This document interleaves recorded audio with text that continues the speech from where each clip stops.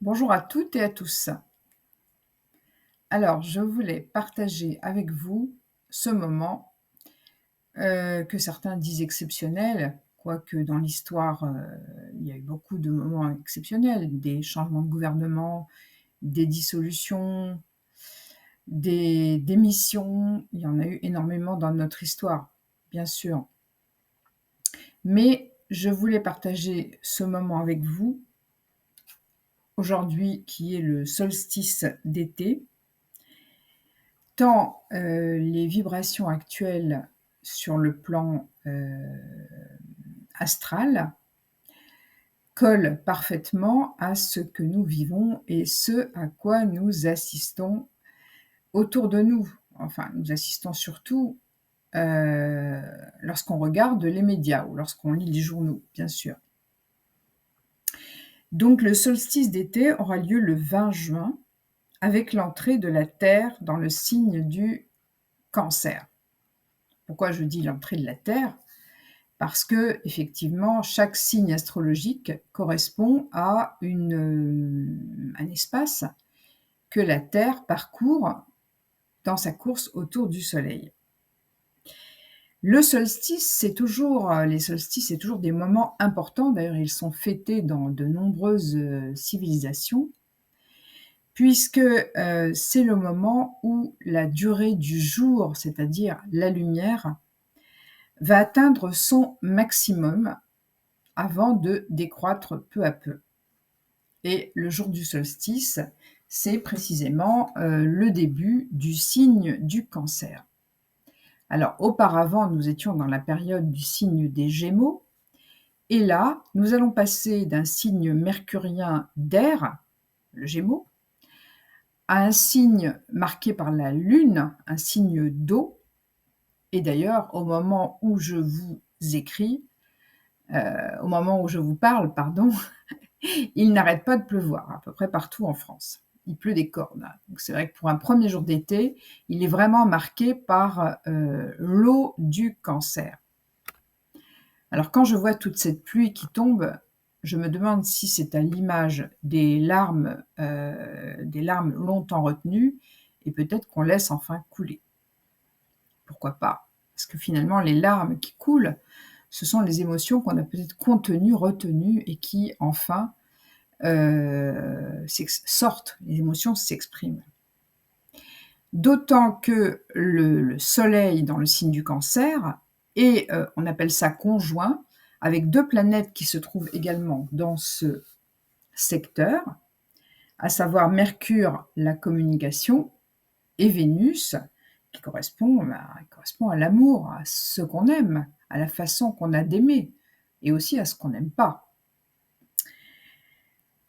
Alors le signe du Cancer est symbolisé par un crabe qui représente vraiment sa nature tenace et le glyphe, suggère aussi, finalement le glyphe, c'est-à-dire le symbole du signe du Cancer, suggère aussi finalement le côté, nourrissant et maternel de ce signe, des valeurs de ce signe.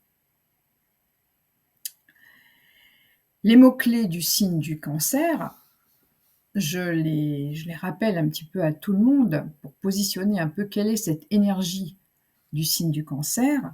Eh bien, c'est l'émotivité. C'est d'être sur la défensive, c'est d'exprimer sa compassion, c'est d'être aussi vulnérable et justement parce qu'on est vulnérable, quelquefois, on a tendance à mettre une carapace pour se protéger et protéger peut-être ceux qu'on aime. C'est la ténacité, c'est, l'humeur qui est un petit peu volatile, qui est changeante. C'est aussi la susceptibilité parce qu'on se sent facilement attaqué lorsque, la personne qui est en face de vous touche à quelque chose qui vous tient à cœur. C'est aussi la nostalgie parce que le Cancer est attaché à son passé, à ses origines, à son enfance, à ses racines familiales.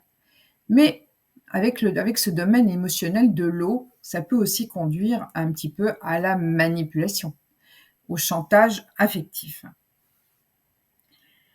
Alors il est à noter que ces élections, législatives, anticipées se produiront au centre, finalement, de cette période Cancer, puisque ce sera le 30 juin et le 7 juillet 2024. Or, ce signe, le Cancer, est fortement concerné par la notion de famille, au sens plus large, bien sûr, celle de la patrie, celle de la nation, qui finalement est la famille qui englobe, est la grande famille. La nation, c'est la grande famille. C'est une période, où les émotions, vont donner tout leur cours, d'autant que Vénus, comme je vous le disais, est de la partie, hein, donc il y a ce à quoi on est attaché, les gens que l'on veut protéger et ceux qui nous effraient, ceux que l'on peut considérer comme des gens qui veulent atteindre à votre sécurité.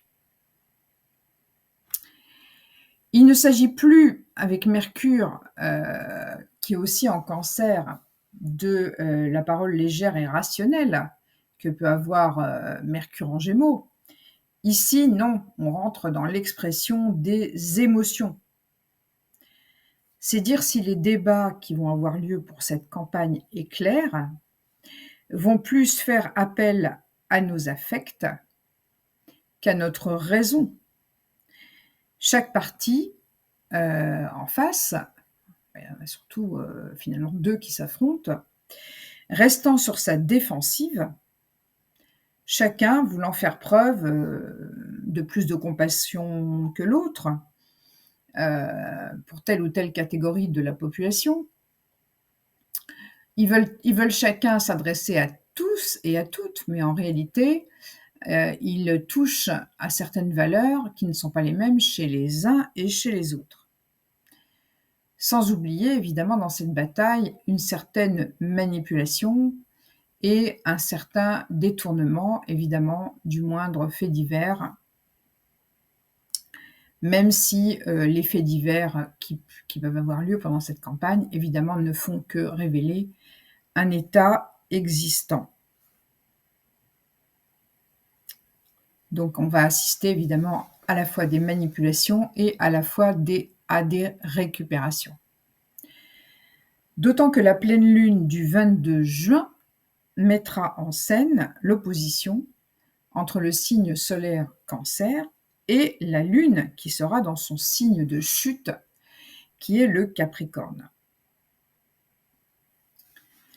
Il faut bien voir que dans cette paire qu'on appelle de 2 signes opposés, l'un en eau qui est le Cancer et l'autre en terre qui est le Capricorne, c'est ce qu'on appelle un petit peu, c'est l'opposition, on va dire, du féminin et du masculin. Ou plutôt, c'est dans le couple parental, ça serait l'opposition entre la mère et le père. C'est le Capricorne, ça peut être considéré aussi comme le père symbolique. Et le Capricorne, c'est cet animal ambitieux qui gravit jusqu'en haut de la montagne, qui voit les choses à long terme et qui est capable de structurer les choses. Alors, attends, ne me faites pas dire ce que je ne veux pas dire, c'est-à-dire il ne faut pas caricaturer ni le signe du Cancer ni le signe du Capricorne. Mais le signe du Capricorne, contrairement au Cancer, c'est la froideur, c'est on ne montre pas ses émotions. On met ses émotions de côté pour pouvoir construire quelque chose, pour pouvoir atteindre un but. Derrière le Capricorne, il y a la planète Saturne qui est la planète des limites et la planète des structures.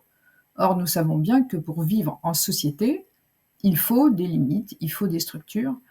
Alors, on a ce qu'on appelle les codes qui nous donnent, qui définissent nos droits. On a aussi la Constitution qui explique comment la démocratie, c'est-à-dire la voix du peuple, doit fonctionner. Et il s'agira alors, lors de cette pleine lune, de trouver un équilibre entre la façon donc d'exprimer notre vivre ensemble en tant que nation républicaine et ce que nous percevons du pouvoir idéal à mettre en place avec une vision, bien entendu, à long terme pour structurer cela. Donc voilà les quelques réflexions que je voulais vous livrer à propos de cet événement. Et évidemment, ça nous ramène à chacun d'entre nous. Bien sûr qu'il faut juger avec le cœur, mais là, lorsqu'on est dans un choix, que nous offre encore la démocratie, il faut aussi garder la tête froide. Il faut peser, les projets, l'un devant l'autre et savoir que finalement, c'est peut-être plus le message qui est véhiculé qui est important que la réalisation concrète. Parce que la réalisation concrète, elle va se heurter d'une part, évidemment, à la Constitution telle qu'elle existe et elle va se heurter, bien sûr, aux nécessités, économiques, budgétaires et aux contraintes internationales. Voilà. Donc tout ça, c'était juste pour vous, sans aucun parti pris évidemment, il n'est pas question ici de faire une tribune politique, de vous montrer les liens entre les vibrations astrales et le climat à la fois, météorologique et politique. Voilà. Je vous souhaite une bonne journée et restez bien centrés sur, l'ouverture de votre cœur.